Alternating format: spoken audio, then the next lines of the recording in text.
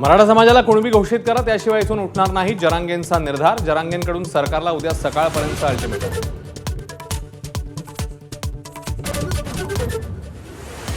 न्यायमूर्ती संदीप शिंदेंनी घेतली मनोज जरांगेंची भेट. हैदराबाद गॅझेटला मंत्रिमंडळाने तत्वतः मान्यता दिल्याची माहिती. समितीने मागितला 6 महिन्यांचा वेळ.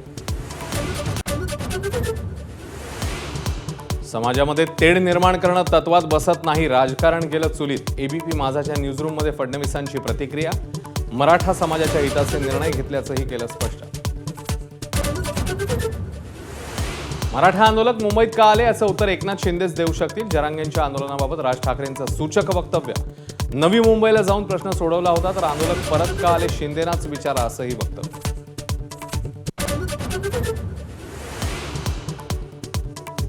उद्धव ठाकरेंची फोनवरून मनोज जरांगे यांच्याशी चर्चा. अंबादास दानवेंनी आंदोलनस्थळी भेट देत जरांगेंची ठाकरेंशी चर्चा करून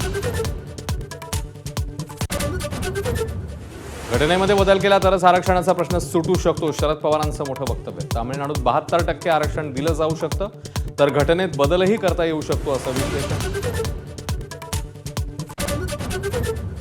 जरांगेंच्या आंदोलनानंतर आता ओबीसी नेते लक्ष्मण हाके आणि ओबीसी महासंघ आक्रमक. मराठा आंदोलनाविरोधात नागपुरात ओबीसी महासंघाचे साखळी उपोषण, तर लवकरच संघर्ष यात्रा काढणार, हाकेंची घोषणा.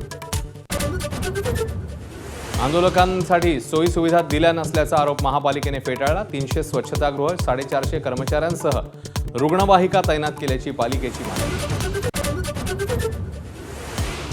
केंद्रीय गृहमंत्री अमित शहानी सहकुटुंब घेतलं लालबागच्या राजाचं दर्शन. सोबत फडणवीस, शिंदे आणि आशिष शेलारांची उपस्थिती.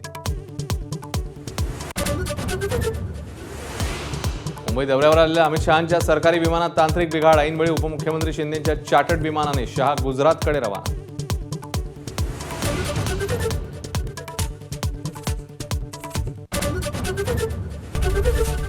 एबीपी माझा, उघडा डोळे बघा नीट.